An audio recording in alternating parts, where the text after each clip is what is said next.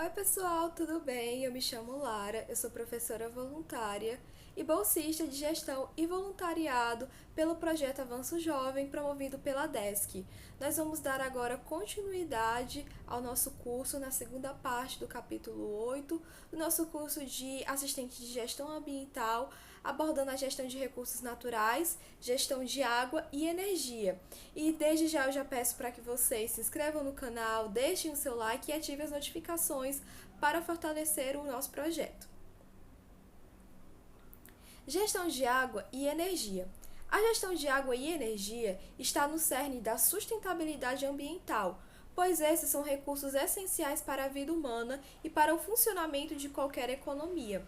A maneira como esses recursos são utilizados e geridos tem implicação direta no equilíbrio ambiental e no bem-estar das gerações futuras. A gestão eficiente da água e da energia implica não apenas em seu uso racional e controlado, mas também na promoção de práticas e tecnologias que visem a redução do desperdício e a minimização de impactos negativos no meio ambiente. E um mundo tão globalizado, né, e tão tecnológico como o nosso, é totalmente viável ficar sem energia, né? Há pessoas que vivem, né, sem, infelizmente, né? Porém, boa parte da população depende, né? Porque, assim, para acender um fogão, às vezes precisa de energia, dependendo do fogão. Para ter a luz acesa dentro de casa é exigido energia, para acessar as redes sociais. Então, é algo que é fundamental para a nossa existência, né? Para o ser humano do século XXI. E a água, ela não apenas serve para o consumo, mas também para a criação de itens, né? Uma calça jeans precisa de água para ser feita. Para fabricar não, mas para produzir carne, né, para que ela seja distribuída pelo mercado, também é necessário a água, né? Então a gente vê que são dois itens que são muito fundamentais, que se forem usados esses recursos de uma maneira desregulada, vai ser muito complicado, né, a falta deles, como supri-las. A gestão da água é uma das questões mais críticas da atualidade, especialmente em regiões onde a escassez desse recurso é um problema crescente. A água é fundamental para as atividades humanas, desde o consumo básico até as necessidades industriais e agrícolas. Sua gestão eficiente inclui ações como o uso racional, o tratamento de águas residuais para reuso, a proteção das fontes de água e a redução de poluição hídrica. Em muitos locais, os sistemas de abastecimento de água precisam ser melhorados para evitar perdas, como o desperdício da água potável devido à falta de manutenção em infraestrutura, vazamentos e uso excessivo. Além disso, a gestão integrada das bacias hidrográficas e o planejamento do uso de recursos hídricos são fundamentais para assegurar a disponibilidade de água para gerações futuras. O uso sustentável da água envolve ainda a implementação de tecnologias de reuso da água, que permitem tratar a água para ser utilizada novamente, minimizando a pressão sobre fontes naturais. Gestão de água e energia. A gestão de energia, por sua vez, também é um desafio significativo no contexto de sustentabilidade. A crescente demanda por energia, alimentada pelo crescente populacional e econômico, tem gerado pressões sobre os recursos naturais, utilizando para sua geração como combustíveis fósseis. A eficiência energética deve ser promovida tanto no consumo doméstico quanto na indústria, por meio da adoção de tecnologias de baixo consumo de energia, fontes de energia renováveis e a redução das perdas energéticas. O investimento em energias renováveis, como a solar, eólica e hidrelétrica, é uma das principais estratégias para reduzir a dependência de fontes de energia não renováveis, como o carvão e o petróleo, cujas extrações e queima contribuem significativamente para as mudanças climáticas. E a gente pode também ter como ideia, né, que as energias renováveis elas são mais econômicas, né, e às vezes podem ser até mais eficientes, além dos grandes benefícios que possuem no mundo, né? Então, muitas vezes quando uma empresa ela quer também ter uma boa visão pelo mercado, ela adere a esse tipo de energia, principalmente a energia solar, né? Que é a que está mais em alta, principalmente aqui em Fortaleza ou no Ceará, que tem muito sol, né? Então vale muito a pena.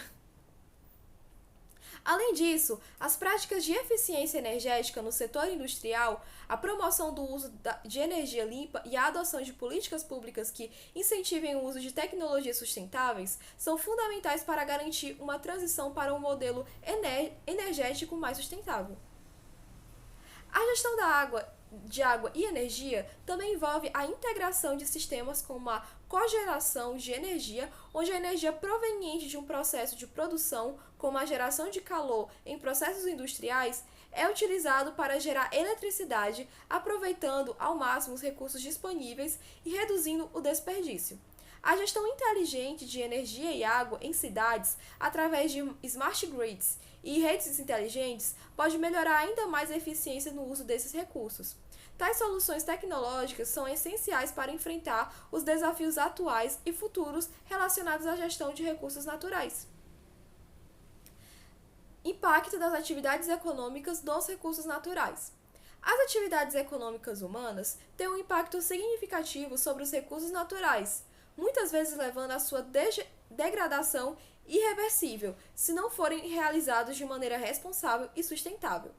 O modo como a indústria, a agricultura, a mineração e outros setores econômicos operam pode, direta ou indiretamente, gerar efeitos negativos sobre os ecossistemas, sobre a biodiversidade e sobre a disponibilidade de recursos naturais essenciais como água, solo e ar.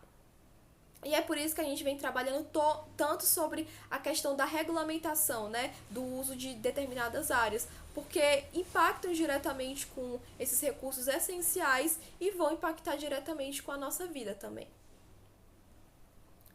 A indústria, em particular, é uma das maiores responsáveis pela pressão sobre os recursos naturais, tanto pelo consumo intensivo de energia e água, quanto pela geração de resíduos e poluição. Indústrias de alto impacto, como a petroquímica, metalúrgica, têxtil e alimentícia, podem ter efeitos devastadores sobre os recursos hídricos e a qualidade do ar, com a emissão de gases poluentes, resíduos tóxicos e substâncias químicas que contaminam o meio ambiente. Além disso, a extração de recursos naturais para fins industriais, como a mineração e a exploração de petróleo, pode resultar em danos irreparáveis aos ecossistemas, como o desmatamento de grandes áreas e a contaminação de solo e a perda de biodiversidade. Eu não sei se vocês tinham isso quando eram crianças, de sentir um certo desespero, né? Porque não está ao nosso alcance controlar as atividades dessas indústrias, né? Então, cabe a nós termos uma participação ativa, de participar de protestos, de ajudar de alguma forma, né, ONGs que promovem mais regulamentação a essas empresas, porque querendo ou não, nós somos cidadãos, né? E nós podemos exercer essa cidadania de outra forma, né? Já que não podemos simplesmente chegar para essas empresas e dizer, não, não pode poluir não, porque senão vai acabar com o meu planeta e com o seu também. Não dá para fazer isso. Então, tem que ser feito de outras alternativas. Por isso que todas as questões que foram abordadas, né? Todas as manifestações que foram abordadas, até mesmo promover atividades em que plantem árvores ou promover a educação mesmo, pode fazer com que pare, né, ou que haja uma maior regulamentação dessas atividades. A agricultura intensiva também exerce grande pressão sobre os recursos naturais.